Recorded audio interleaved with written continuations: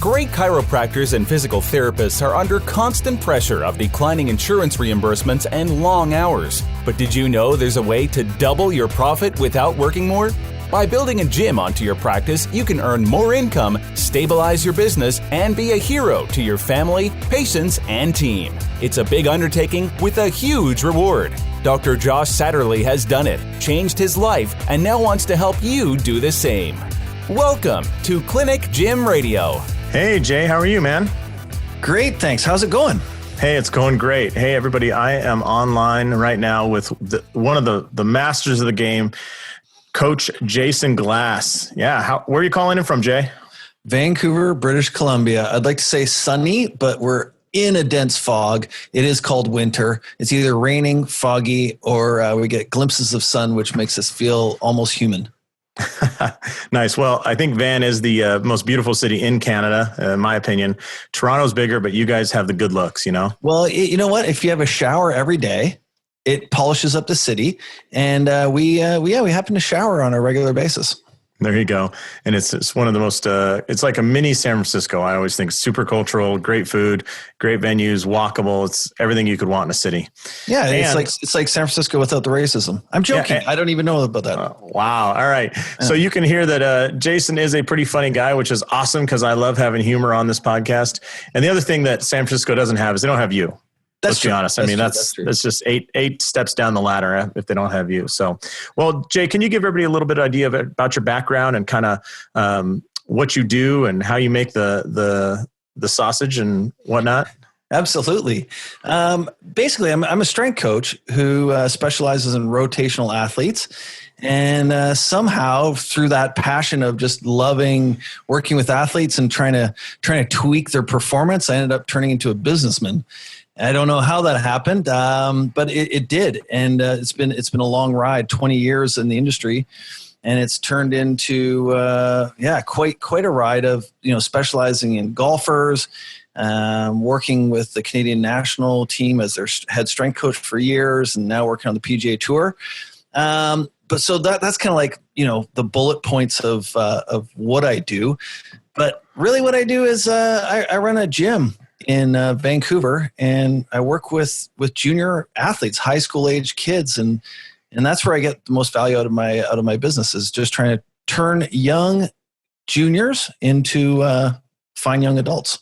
Fantastic. And I originally met Jason as he was the lead instructor for TPI's Level 1 seminar, and you travel the world doing that as well, right?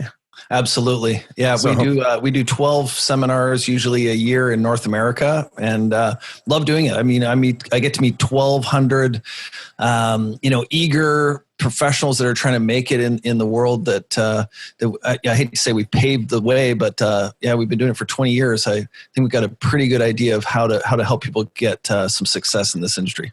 Yeah. And when you're not teaching across the nation, and when you're not out on tour, and when you're not at your own gym, and you're not being a dad and being a husband and being all things to Canada Golf and everything, you're also a little bit of a host of your own podcast, right? I am. Yeah. We got the coachglass podcast, which I have to say, Josh, I know this isn't the point of this whole podcast, but I have to give you credit. I would not have a podcast today.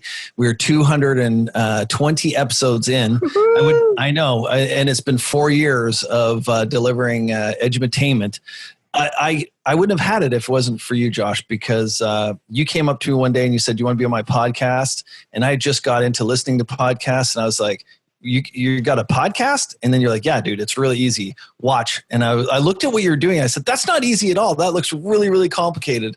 But you broke it down. You made it simple. And you had me on as a guest. And I was a big fan of I still to this day, I think your podcast is one of the best podcasts ever produced in our industry.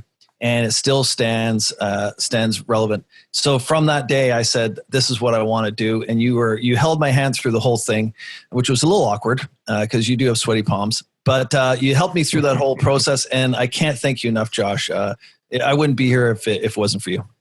Well, it's my pleasure, man. I just want my 10%.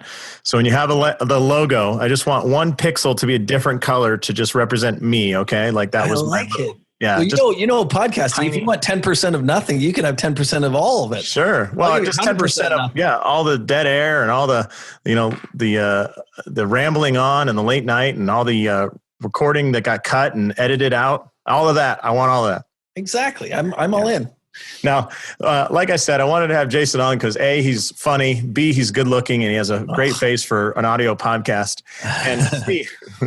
And C, he runs a very, I could say niche gym, a very profitable gym, but there's something interesting about it. So before you tell everybody the most interesting thing is, I'm encouraging through this podcast, I'm encouraging clinicians to open up a gym attached to their clinic, right? And then one of the big complaints I get is, I only have 1,000 square feet. I only have 2,000 square feet. What does that sound like when I say that? When I tell you I only got 1,000 square feet? That's like somebody coming up to me and going like, "Hey Jay, I'd like to take you out for dinner, but I only got $800 on me." And I'm like going, "Hold on a sec. I'm trying to get my change together to get a double, protein style at In-N-Out Burger." Yeah. Man, 2,000 square feet. I wouldn't even know what to do with that. That's a mansion. Well, how big is your gym? Well, wall to wall. I don't want to brag or anything. It's not always about size, Josh, but it's 400 square feet. You're saying the lobby is 400 square feet? I'm saying the whole gym, all of it, wall to wall. How much do we got? Wall to wall, and bear in mind there are no windows. Okay, it is 400 square feet. Holy smokes! And with 400 square feet, there's no way you do anything but one-on-one training here and there, right? Or do you have a little bit different of a model? If you mean one-on-one, you mean like one coach to one group of athletes? Well, I'm being a little facetious there. Yeah. Can you give us the basics of your model, how you set it up? And we're beating around the bush and my wife hates it when I do that. So really what we're looking at is small groups of anywhere from 2 to 6 athletes with one coach. And we run these programs. Most of our kids are high school age kids. So we run our programs from 3:00 in the afternoon until 9:00 at night, Monday through Thursday, Saturday and Sunday. And then during the day, the gym is left wide open for, the adult classes. And then that sometimes turns into one-on-one time for specific clients. It might involve some semi-professional athletes that might want to come in, or pros from time to time. But generally that time is open to film content, deliver products for people that don't work normal hours, school hours. Wow. Yeah, but after school, man, it is a buzz. It is just like there's kids flying through that gym hour after hour after hour. Now, I don't know if you can speak to it, but last year, so you're putting 2 to 6 people through, kids an hour, and you're doing it for, 6 hours, Monday through Thursday, every day, 6 hours, right? How many sessions, did you ever calculate that? How many sessions you delivered last year? You know what? I really should do that. I should think of it that way. Instead, these are all membership kids, so that they are year-long. It's a year-long coaching program. So instead, what we think of it as how many kids do we reach? How many kids do we get to coach? And some of the kids come, 2 times a week. Sometimes they come 3 times a week. Some of them come once a week. So it's less about. It's almost like if someone came to you and said, "We're going to pay you X amount of money to facilitate a gym," and you just have to be there during those times. And if kids pop in, great. We just throw them in the mixer. Can't come on Thursday. Come on Tuesday. What time? Doesn't matter. What time you want to come in? 3:00. Sure. Show up. And it's really just how many kids do we have in our culture, like in our tribe, if you will. Wow, that's incredible. Well, starting out, if we do have some listeners that say, "Hey, listen, that's awesome because I've got 400 square feet or 600 square foot rehab space," let's go. Would you mind answering some just logistical basic questions? Of course. Okay. Number one, when did you go from like one at a time to deciding, hey, I can actually fit, cut 2 in here and then 3 in here and then 4 in here? And, was that a progression, or you just started off the bat saying, hey, I need to pay my mortgage and therefore we're doing 4 at a time? Yeah, we know it. We really started it that way. At first, I came from that one-on-one model. And I loved the relationships that I could build in that, one-on-one model where it's almost like you're their trainer and they can't train without you.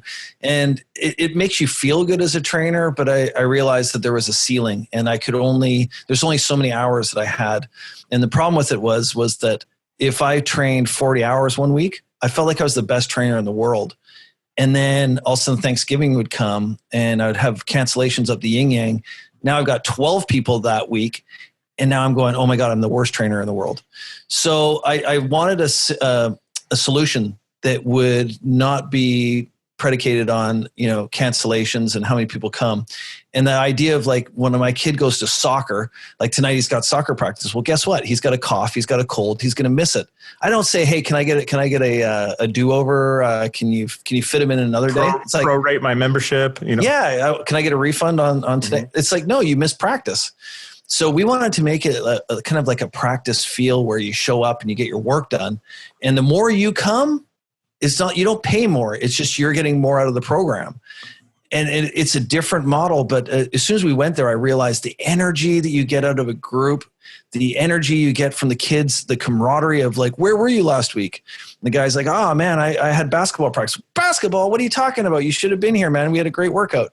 There's something about that energy. And I would never go backwards.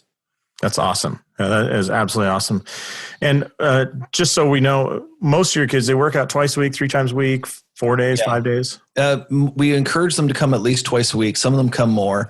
The ones that come once a week, I always say to them, you got to do stuff on your own at home. Coming once a week, obviously, like what kind of goals do you get in anything that you do once a week? Mm-hmm. So those kids usually, they either buy in and come more often or they fall off.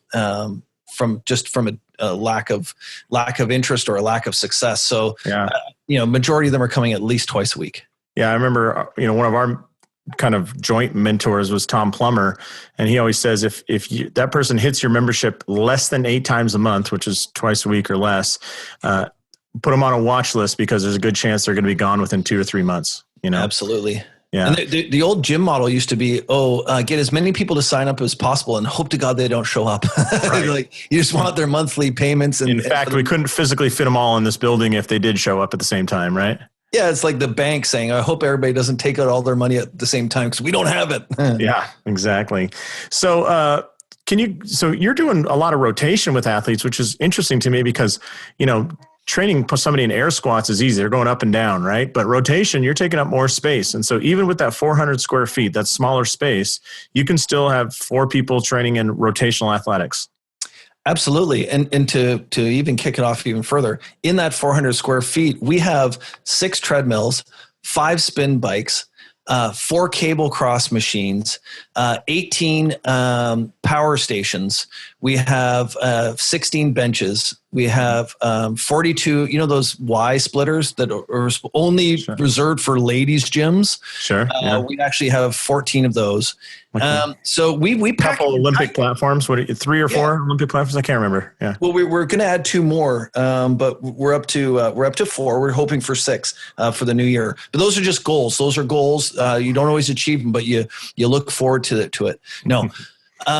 Honestly, 400 square feet, man, the most important piece of equipment that we have, which is going to sound so crazy after what I just said, the most important piece of equipment is space. There you go. Open space where you can do a lot of things with. Yeah. So we push all of our equipment to the edges. All we have is a cable cross, like a dual adjustable cable system, Life Fitness. And then we have kettlebells, free weights. And then I put some eyelets in the walls up the side of the wall that we put carabiners in, and those we just clip in some gray cook bands from Perform Better, and away we go. We got a full functioning gym for 6 athletes. Wow, and that only works with weak middle school athletes, right? I mean, there's certainly no way you could train professional athletes or anybody in that space. Well, you know what? That's the funny thing is that we go from, having Adam Hadwin coming in, PGA Tour winner. And then the next hour we got 5 sweaty teenage boys that have one forearm that's bigger than the other one. We can't explain why.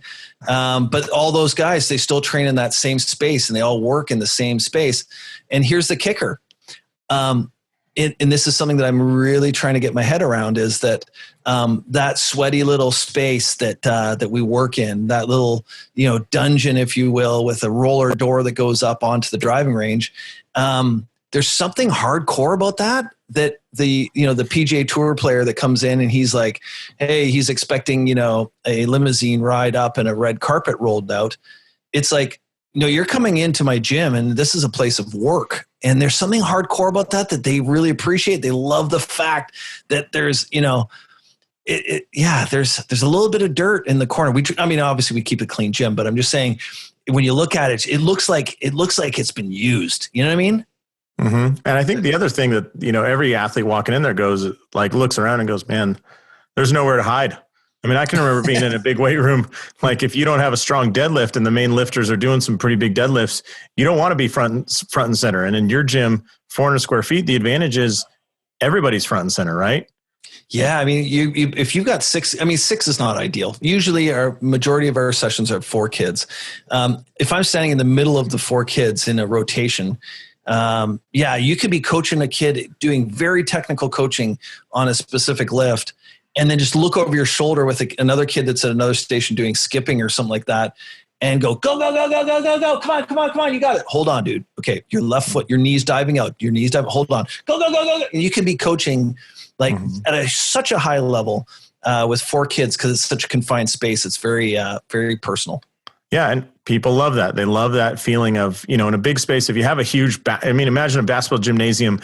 If you're at one end and I'm at the other in the paint, there's no sense of camaraderie. There's no sense of we're in this together. There's no sharing of sweat together. Like that's how relationships are built in teams, is being together, being close, even I hate to say suffering. I know your training's not all about like hardcore suffering, but going through those hard grinds and getting better every day when you're really close to each other. It's like you said, it builds that magic. It's that specialness that your clients will absolutely love. And, in the business sense, we call that retention, right? They want to be there consistently week in, week out, every month, and not ever quit. Well, it's kind of funny, and I haven't really thought about this before today, but before I got my gym, I was leasing time out of another gym that was kind of like a bigger block gym. Mm-hmm. They had all the equipment. They had this massive room with everything you could ask for. Sure. And I was just paying like an hourly rate to bring my clients in. And then they had this little studio off to the side and nobody used it. And it was about 400 square feet, and it was their spin class room. And if they weren't having spin class, the bikes were put away and we just had this like hardwood floor, about 400 square feet. And they used to call that Jay's room. And it was Jay's room because I used to always I didn't like the buzz of all the people around. Like I wanted to coach. So I'd take my athlete into that room with no equipment, and I would train them. And that was my little space. And they called it Jay's room. And now that I think about it, it's almost like you could have the biggest facility. You could have the biggest member in the world. But if you're just using the tip, which is basically all I was doing, then just that's all you need. Like, why do we need that much shaft if we're just going to use the tip of the iceberg?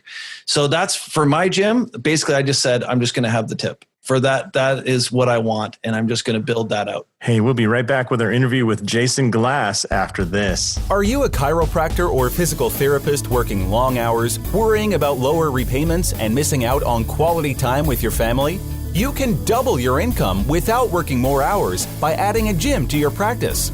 Clinic Gym Hybrid Solutions has a step-by-step guide that dramatically simplifies and speeds up the addition of a fitness center and its monthly recurring revenue. In just 6 months, you can be on your way to freedom. Visit clinicgymhybrid.com today for a free downloadable PDF and complimentary consultation to get you started. That's clinicgymhybrid.com. If we are working with a small space, maybe attached to their clinic, or it's a rehab space, and they can kind of clear it out, move some equipment out of there and whatnot, and get going. Can you kind of share some tips about maybe equipment selection or no equipment selection, or anything that you can kind of guide people to actually get started with a gym? Absolutely. First and foremost, you want it to be like a multi-purpose space, so that you can have a variety of different types of athletes. You could have correctives. You could have people that are trying to get their heart rate up. You could do agility work. So I really like, push your equipment out to the sides, so that everything works towards the midline. So if you're going to have cable systems, have the cable systems like in the corners, that when you're, pushing out the cable or pulling it out, that it's moving towards the center of the gym. Okay. So let me stop right there, because a lot of places you go in with a smaller space, they'll put everything in the center so that it works kind of like a circuit around the edges. And you're saying that's completely the opposite of what you want. Yeah, because once you put something in the center of the gym, now you have to work around it. So you don't have any pathways of like for, running dynamic warm-ups. You really don't have anywhere to go, where I feel like if everything's pushed to the edges and everybody works towards the midline, you end up like facing the other people that you're participating with. Interesting. So you never have your back to somebody. You have your back to the equipment. Everything just kind of falls to the center. Okay, fantastic. And any other must-have pieces of equipment, because really only hard fixed equipment you have is the cable column, right? The cable column, and we have a rack with free weights, like and a barbell. Yep, we have an Olympic bar, and everything that we have, we want to be able to put away, so that if you had like an Olympic, plates, well. I don't need a place where I can drop the weights. I don't need, so I don't need that full station. All I need is the Olympic bar, which I can put away, and I can stack up the wheels, if you will, the 45-pound plates and stuff. I can just stack those beside it, and it actually takes up a very small footprint. So I want everything that I can push off to the sides. I can bring it into the middle, use it. When it's not being used, it gets pushed back out to the sides, and now you have more usable space in the middle. I want people to lay on their backs on mats and get floor work done in a group environment. So I could basically have a yoga class in there. I could have a Pilates class. I could have I just got Zumba certified. I could be doing Zumba. There's so many different things that I could accomplish in that space.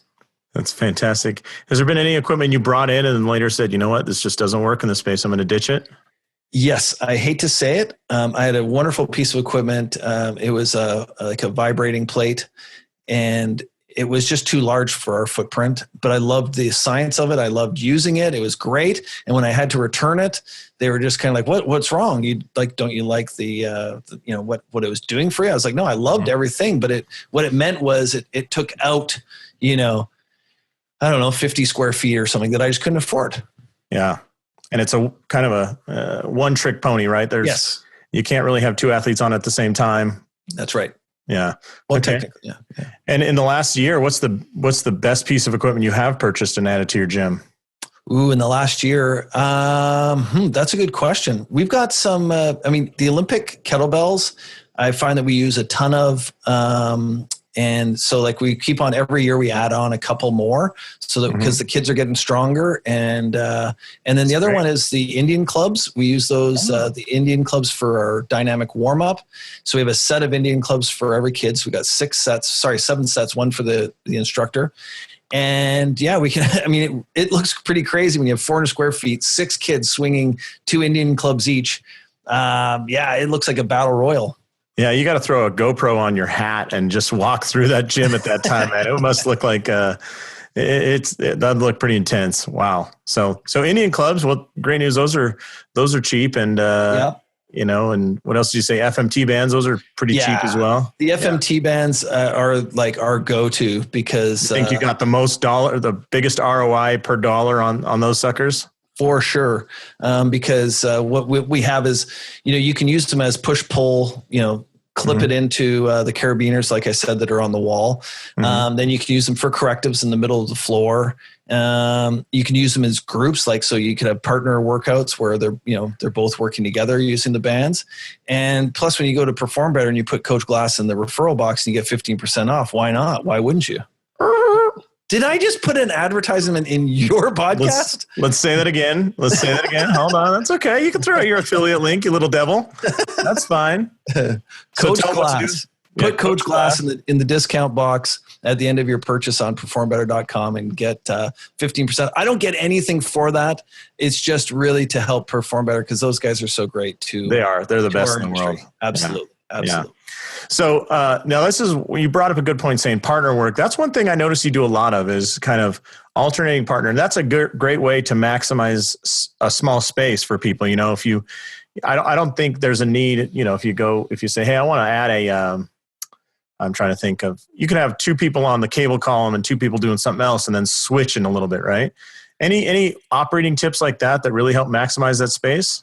Yeah, absolutely. It's about training the client to understand systems. So like when we do our warm-ups, for instance, we'd say, okay, if there's 5 people, we say, get into a 5-pack. If there's 2 people, get into a 2-pack. And they know what that is. And it's basically like the dots on a dice.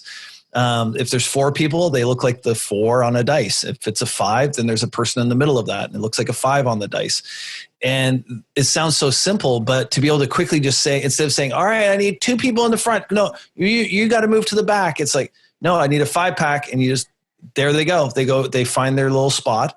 And then when you're working in pairs, everybody knows that if there's 2 people doing an exercise, there's 2 people waiting and they're ready to go. So when I say switch, that next group is ready to go. They're not wandering away, getting water.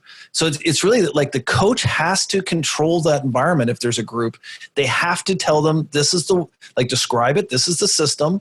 This is what I expect from you. Very clear parameters, black and white parameters, and then execute. And don't let there be any kind of gray area.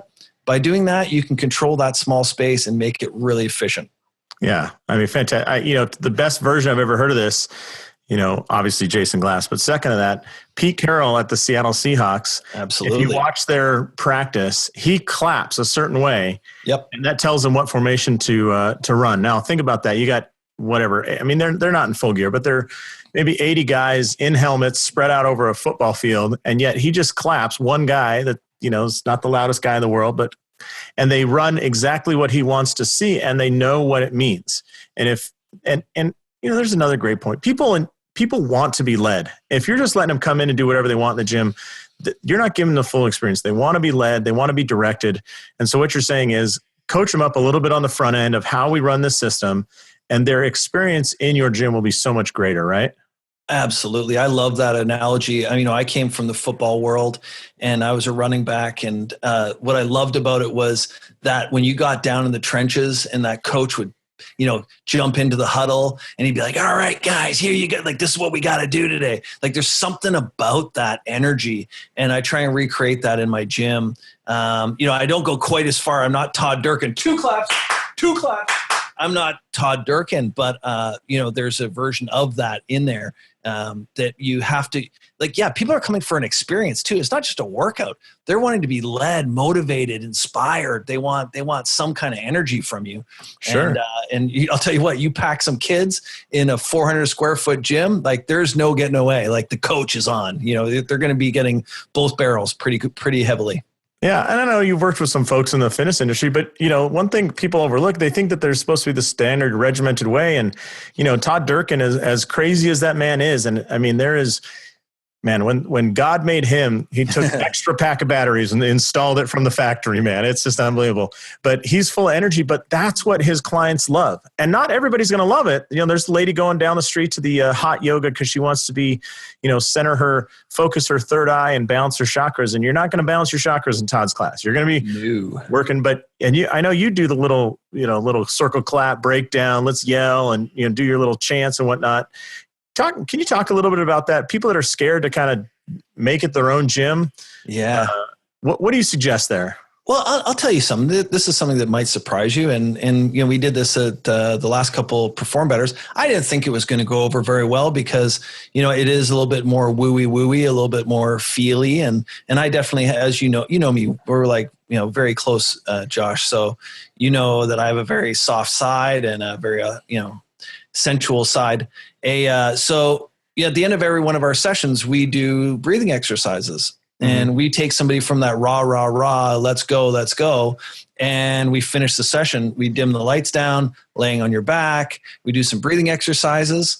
And while they're doing this, timed breathing, I walk around and tell them about just how great they are and what a great job they did today. And, really make them feel good about themselves and take them from an amped up 9 out of 10 and bring them down to about a 3 out of 10 and send them on their way feeling relaxed and feeling good about themselves, almost like a form of meditation.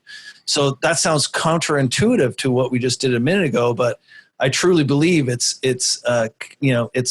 it's our job. We can't have people fired up like they just got into a war or into a dogfight and then send them home, driving home in their car going, oh my God, that was awesome. And they're still, the adrenaline's pumping. I mean, we got to they get the bends, man. You can't come to the surface too fast. Yeah. No, we got to bring them back down. So that's a little something I've been doing. Well, we've been doing it for years in my gym, but now I've been presenting it at the end of my hands-on sessions. And the response has been, overwhelmingly positive. You want to hear a crazy meta experience? Yes, please. So you just described something that you did at the end of every class. So I had a local gym owner that I recommended should go to a Perform Better Summit. So she went to the Long Beach one. She went to your session, and she teaches Taekwondo. And my son is in Taekwondo. And now guess how they end every single Taekwondo session? No way. They do the breathing. They're laying on their back, doing their quiet breathing. Man. And these are 8-year-olds, man. You have succeeded. You have fully invaded the world to the point where even my kid is exposed to your master level thinking. How crazy is that? That made my day, man. Honestly, that made my day. Full circle. Yeah, full circle. What? For all the things that you do and what people think you are, when people apply something that is actually means something to you that you really, really deeply care about, and then you find out that people are able to it reaches people outside of your community or your clients.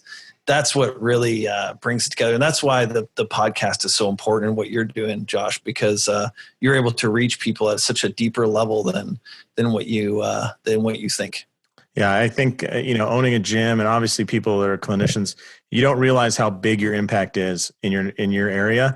And so when you have that opportunity to do something woo-woo or something crazy like meditation at the end, or wear a bracelet, or, a gym bracelet, or have a certain saying. I mean, just have a saying that, everybody at your gym says, that's that's what people love and they want to be part of. Just like I would love to be part of that, right?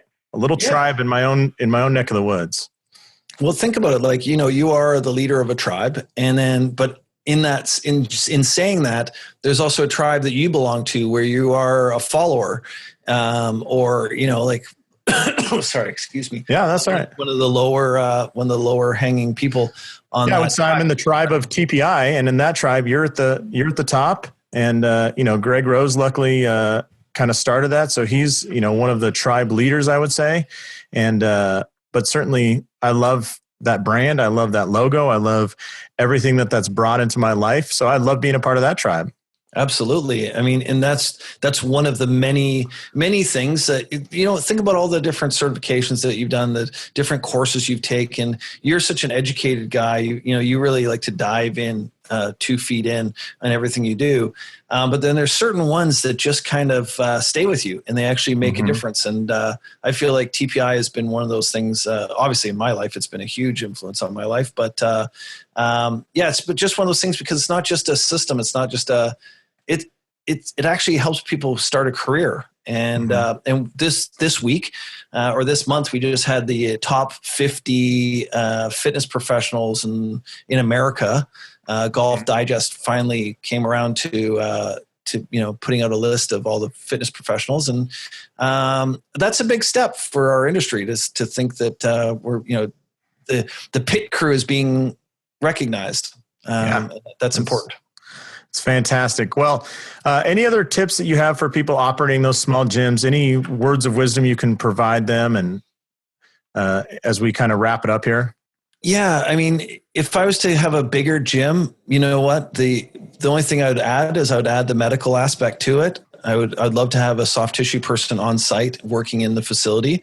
So if I had a soft tissue facility, I would also want to have a gym attached to it, or at least close by, because I'm finding that has been so effective. Having some soft tissue treatment, resetting the joint, or resetting a pattern, and then handing it off to the fitness professional to reinforce that movement. I think that's the future of taking care of the holistic approach to fitness. Yeah, it's so synergistic. It's unbelievable. I mean, I'm sure you're sending people left and right to a great soft tissue or movement provider, and the good ones are sending them back to you. Yeah. And unfortunately for me, they have to get in a car and then drive over to me from that facility. And by doing that, who knows how much we've lost in that process. Like if you're trying to release somebody's psoas and then now they're sitting in a flex position, driving in a car for 20 minutes to get to my gym. Sure. But, we do our best, and sometimes we'll have our soft tissue guy come to our gym. But in an ideal world, if I just had unlimited space, to be honest with you, the gym wouldn't have to be that much bigger.